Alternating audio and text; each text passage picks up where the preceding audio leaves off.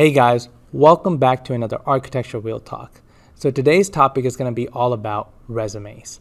A lot of people really enjoyed my portfolio talk. They said it was very practical, and I really try to incorporate as much real life experience as I can. I've been refining my portfolio throughout the years, but this is just practical advice that I can give about resumes. So let's get right to it.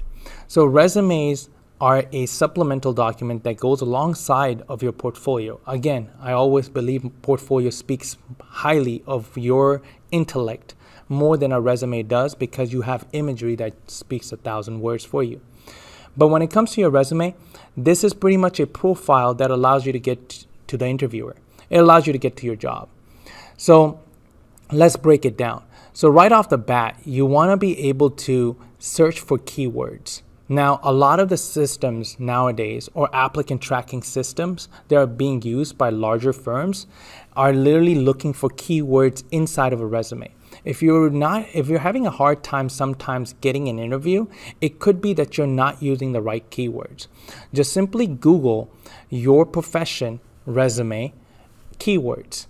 And you want to be able to look at that. So if you're looking at architectural resume keywords, software engineer resume keywords, you should have a list of words like Revit, AutoCAD appears, design appears, creativity appears. For architecture, different professions have different keywords. And if they're not triggering your resume to come up, and then you're simply getting botted out. A bot is literally removing your resume before it even reaches the employer. So that's the first system. The next system is going to be the employer himself selecting 3 or 4 candidates, and then you get to the interview process. So if you're simply getting botted out, you rather just at least use those keywords. Next thing I like to look at is the layout of the resume. Again, when it comes to fonts in your layout, you want to keep them black, blue, or red. And the reason being, because a lot of these ATS systems, they're not super sophisticated. If it's not written in black, blue, or red ink, it's not going to get pulled. So simply put, if you're using different grays or you're using 5 different convoluted fonts, it's not going to pick it up.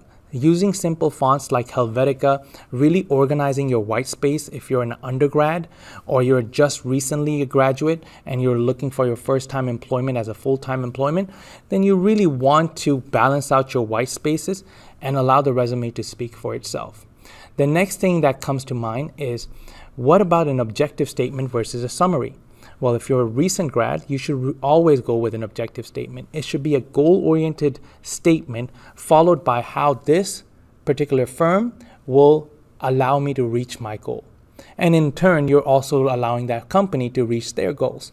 Always share what you're interested in. It's not specific enough for tell me that I want to advance my knowledge in architecture. That's not good enough. You want to say, I want to be better at detailing. I want to really get better at rendering. That's why I'm applying for this particular design position. And I really like the way this firm renders. It's just an example. But this is how you want to showcase your objective statement. When it comes to summaries is literally laid out for a more veteran or a more mid-level career. A person can write a summary by starting with 25 years of experience as a spec writer, as a drafter, as a project manager. This allows you to sum up your entire work experience with those 2 statements, especially if you're going for a high-level position or a mid-level position. Now, how do you showcase your work versus education? Again, when it comes to you being an undergrad, you want to really showcase your education. This particular person is going to be able to look at your resume for 6 to 30 seconds and decide whether it goes on to the pool that allows you to that allowed the employers to pick the candidates. Sometimes it's not even the employer that's picking out these candidates. It's pretty much a recruiter company that is vetting out your resume and saying, hey, these are the 5 candidates that you should be looking at. These are the 10 candidates you can narrow down to 4 for your resume or for your interview. So you really want to make that pool. So when it comes to your education, again, if your GPA is higher than 3.2, that's like the litmus test, or you graduated with high honors, you want to list that. You want to always go in reverse chronological order, meaning your recent education goes first, then the formal one, and then the latter one after. So going from university to community college to high school. You really want to take the time to make sure those dates and all of that is in order. Again, aligning everything, making sure the document is pristine and everything is laid out properly. Now, when it comes to looking at education or work, you want to really highlight your accomplishment. You increase productivity by 33%. Well, the job entitled you to say 1,600 hours was required to meet this multifamily housing, and you did it in 1,100 hours. You save 500 hours for the firm when it comes to billing hours. So all of those are highlight moments. You want to actually showcase those as your description. You should always have a verb describing that. Created, managed, right? Don't sell yourself short. You are sugarcoating some things, but majority of the time, you're just taking the time to boast who you already are. And sometimes you do not want to be shy about this either. Sometimes a lot of people are saying, hey, I really didn't do this.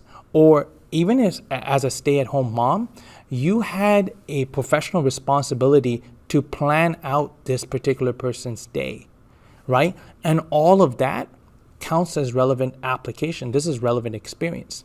Now, I call it the experience paradox. What do I do if I have no experience? How do I list any experience down?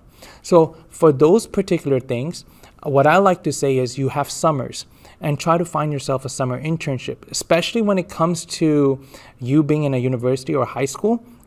And you might say, oh, they're not hiring right now. Well, there's even a caveat to that. What if you entered AIA, for example, American Institute of Architects have a competition dedicated for students that happen every summer. You enter into that student competition, you submit an entry, and guess what? List that as your work experience. That 3 months, you went out of your way, and then you have a submission that you can show, hey, I actually did that on my own time. I didn't do this for part of my education. I did that as my work. I worked 8 hours a day, and I worked on this for 5 days a week. So this is relevant application. Hone your software skill. If you can go out there and start teaching software, if you are looking at, for example, if you're doing website creation, you go in and you start learning your own way of learning WordPress or Squarespace, and you end up making your own website. Guess what? That's relevant application. That is experience, right? Now, it doesn't work for all profession, but let's look at health, for example. You can volunteer at a blood drive, or you can go out there and become a scribe, or you can just say, hey, I want to be at this nursing home taking care of the old people. All of those become experience. Even if it's volunteer experience, it is still relevant experience. You don't want to put down that you were lawn mowing or you were using pressure washer. That's not relevant application to a professional job. But if you are able to align anything that you do off your time with your career, guess what? That's all experience. So you list those as your experience. So you have your education down. If you have a 3.2 GPA higher, you list that first. Education comes first, especially for the first 2-3 years of your profession, followed by looking at your work experience, summer internships and things like that. And if you're going for an entry-level position, a lot of employers do understand that, but they really want to see you as a go-getter. They really want to see you eager to learn and acquire more knowledge. And that objective statement would reflect that, right? And lastly, do not sell these categories short. This is how you let people know that you're a hard worker. Don't ever use those words, by the way, that I'm a hard worker, or I'm great at time management, or I'm very punctual. Those words literally can be copied from online, and it lets the employer know, hey, that's a red flag. How does he know that he's a hard worker, right? And your extracurricular or your certifications or your skill set should sell you that. Keep your resume in a bullet format and allow your skills and your certification to shine through. Again, reverse chronological order. However you receive those certification, the more important they are, the higher they should go up, and you should be listing those. And any extracurricular, if you were part of an organization or a club, you had leadership roles. Again, that's a great way to say I have leadership without saying I'm a great leader. With that said, continue to create and inspire. Until next time. Follow for more content.